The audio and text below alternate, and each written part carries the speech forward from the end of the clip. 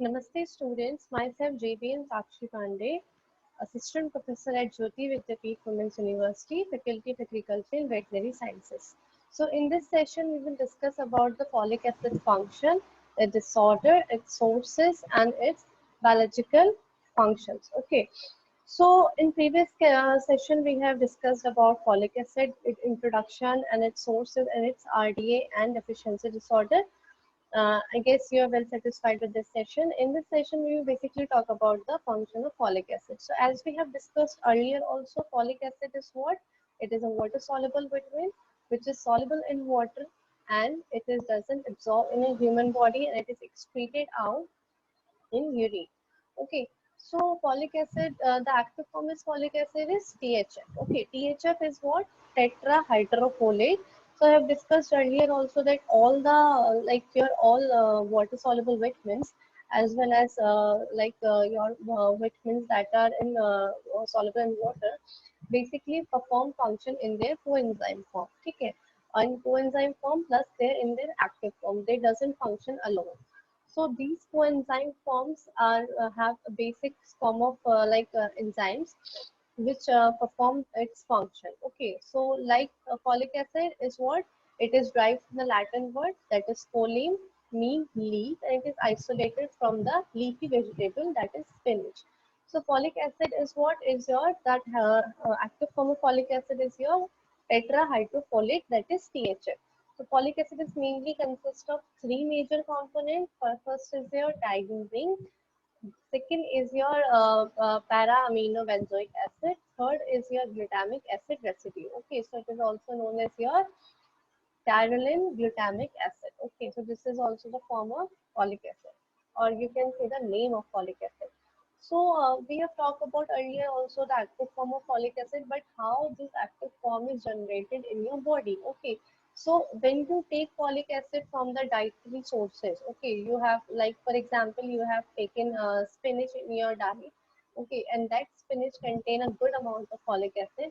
That good amount of folic acid is converted into its active form, that is THF. So how the conversion is done?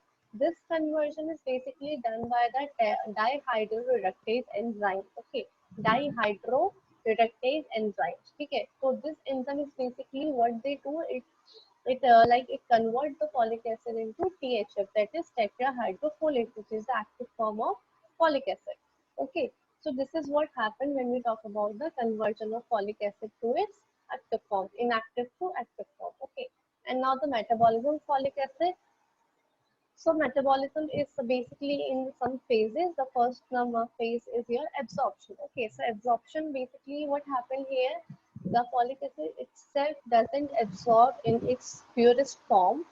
For the absorption, it has to be converted into some simpler form. Okay, so the folic acid has to be converted into monoglutamic form, and it is only absorbed in your intestine part. Okay, and then the storage of folic acid is basically done in the polyglutamate form, and the storage is done in your liver cells, also known as Kupffer cells.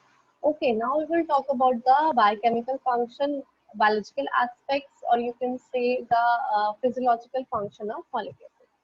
So folic acid is not biologically active. Okay, so now this is the number one part of the folic acid that you must have known, that it is not biologically active. For the activation of folic acid, the active coenzyme is required, that is your THF. Okay, tetrahydrofolate, and it is also known as tetrahydrofolic acid, that is FH4. Okay, so this tetrahydrofolate is what they do their number of function. Okay, and now this tetrahydrofolate is also arise in many different forms. The first form is methyl tetrahydrofolic acid. Second is methylene tetrahydrofolic acid. Third is formyl tetrahydrofolate. And fifth is your formino amino tetrahydrofolate. Okay, so these are some form of folic acid. Sorry, tetrahydrofolic acid. Okay, so the coenzyme of folic acid are actively involved in one carbon metabolism. Okay, one carbon metabolism is what that we have this we are going to discuss further also. So THF acts as acceptor or donor of carbon unit in reaction involving amino acid and nucleotide metabolism. Okay, so nucleotide, that is your DNA and RNA, amino acids, when they metabolize, these reactions required one carbon unit. Okay, so that carbon unit is arises by the THF. Okay, THF mainly acts as the acceptor or donor for that one carbon unit. Then the one carbon metabolism, how it occurs, the amino acid metabolism is important for the transport of exchange of one carbon unit. Okay, so it means amino acid is basically required for the one carbon metabolism. So THF is what they do. It is very versatile coenzyme, actively participate in one carbon metabolism, transfer the methyl group from one amino acid to different, and it involved B12, that is cyanocobalamin, also with themselves to function one carbon unit. Okay, so this is how the one carbon unit function can be performed. Okay, next point is many compound, particularly amino acid, act as a donor of one carbon unit. The formate is released from glycine and tryptophan metabolism combined with THF to formyl THF. Okay, so histidine is also one of the sort of your amino acid. It also contribute in this one carbon unit metabolism. Serine is also converted into glycine. Both are your amino acids, and this leads to the first entry phase of one carbon unit. Okay, then the utilization of one carbon unit, how it is utilized in your body. This is utilized in the various kinds, like first purine formation. Purine is one of your nucleotide. Glycine, pyrimidine. Okay, purine pyrimidine is a nucleotide. Okay, and the role of methionine and vitamin B12. Okay, so this is all done by your what? Folic acid. Okay, now we will talk about the dietary sources of folic acid. So dietary sources is what? Basically your the green leafy vegetable, that is spinach, bakwa, cauliflower, broccoli, kale. This all are very good, so contain very good amount of folic acid. When we talk about the poor sources of folic acid, is basically your animal source. Okay, like liver, kidney, milk, and fruits. It doesn't contain a good amount of folic acid. Okay, now we will talk about the deficiency disorder of folic acid. So, dietary deficiency basically occurs when folic acid is inadequate. Like first, we will discuss about the causes of deficiency. That what are the causes of deficiency? The first is inadequate intake, overcooking of food, impaired absorption. Okay, drug interference. So, inadequate intake, what it means? कि inadequate मतलब कि the requirement is like much more and you are taking from diet in low amount. Okay, so the intake is inadequate. It is not appropriate according to your body requirement. The second is overcooking of food. So folic acid is very heat sensitive vitamin. Like when you cook or overcook food, okay, when you reheat the food again and again, then that food is basically lose its folic acid content. Okay, so overcooking of food can also result in folic acid activity lost or reduced. Then the third cause can be the impaired absorption. Impaired absorption is what?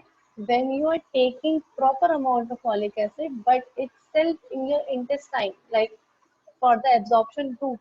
So, okay, so your intestine is partially damaged or completely damaged, or it is suffering from any sort of disease, any sort of disorder. So it leads to impaired absorption, like the absorption is cannot take place in a good amount. Then the drug interference. Drug interference is what? When the folic acid absorption like hinders with while taking the other amount of drugs. Okay. So when your body, when you consume different sort of drugs, contraceptive, then it can lead to hinder of folic acid absorption. Okay, increased demand. Increased demand is very important factor when we talk about the deficiency, because in certain age or in certain condition, the amount of folic acid is basically increased in the requirement. For example, in pregnancy, okay, so pregnant lady required very high amount of folic acid as compared to normal individual. Okay, so when the demand is increasing and you are not taking properly in your diet, hence you are not fulfilling, not satisfying your needs, your requirement, then it can lead to deficiency disorders. Okay, so these are what your deficiency disorder causes. In this, there is one more cause, that is the hemolytic anemia. Hemolytic anemia is what? When your heme is what? It is the basic compound of a hemoglobin. So hemolytic, lytic is what? The breakdown. So when your heme breaks down, then it can lead to hemolytic anemia. That can also result in folic acid deficiency. Okay, and the loss of folic acid is also seen in patients who are undergoing dialysis. Okay, so dialysis, in the condition of dialysis, what happens? Your blood or the fluid or the lymph is exchanged. Okay, time to time it is exchanged. So the patient is not very much satisfied with the folic acid contained. Okay, so all these are the causes of deficiency disorder. Now the clinical features, like when folic acid deficiency occurs, what are the clinical features that you basically assess? The first one is megaloblastic anemia. Okay, so megaloblastic anemia is what? It is basically due to the folic acid deficiency, and it is characterized by hyperchromic or microlytic anemia. Okay, hyperchromic matlab ki when the size of RBCs became large. Okay, hyperchromic or microlytic. Or hypochromic means when the size of RBC is reduced or shrink. Okay, so in this condition is basically what happen, a patient look very pale in color. Okay, all the blood from the body is not seen, like red nails is not there. Okay, white or pale nails, pale skin, yellowish eye. Okay, so these are the clinical features of megaloblastic anemia.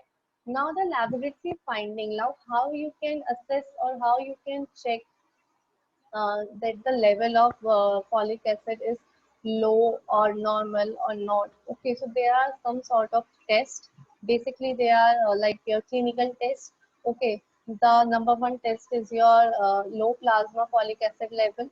Second is low red cell folic acid level, normal plasma vitamin B12 level, increased plasma LDH level. Okay, so, test which is basically done for the folic acid assessment is your PIGLU test. Okay, this is also known as for aminoglutamate, and this is like the excretion of for aminoglutamate is is associated in your urine sample. So what they do, they take your urine sample and then they check whether the presence of for aminoglutamate is there or not. Okay, so their presence or absence indicate the folic acid deficiency. Okay, or not. Now the folic acid deficiency is also associated with one of the biggest factor, that is neural tube defect. Okay, neural tube defect is what? Like as I have told earlier also, like in pregnancy, the basic requirement of folic acid is increased. Okay, a pregnant lady is required up to 400 mg per day of folic acid, while a normal lady is required 100 mg. Okay, so plus 300 up to 300 requirement is increased. Okay, so what happened if any pregnant lady doesn't take the requirement, doesn't fulfill their folic acid requirement, it basically their fetus, her fetus is basically affects from neural tube defect. Okay, neural tube defect is what? It is involved the defect in brain and spinal cord of fetus. Okay, so the fetus, the baby is doesn't develop, it doesn't grow. Okay, it basically died in first, second or third trimester, and if the baby survives the delivery, then it ultimately die after few days. Okay, so brain and spinal cord development doesn't take properly if any pregnant lady doesn't take folic acid in good amount. Okay, so folic acid supplements is provided by the side of hospitals during pregnancy to helps to prevent the neural tube defect. It also involved in nucleic acid and amino acid metabolism, and deficiency result in impaired neural development. Okay, so this is what happened in your neural tube defect. Okay, so while taking a good amount of folic acid, we can generally check, or we can generally treat the neural tube defect. So thank you all for all this session. And in this session, you can go through your Vishri Lakshmi. This book covers widely. This topic is in very good amount, in very good process. Okay, and the question that can be arising in the competitive exams is nearly prefect about the RDA level, the biological function of folic acid. So this is all with this session. I hope you are well satisfied with this session, and thank you all.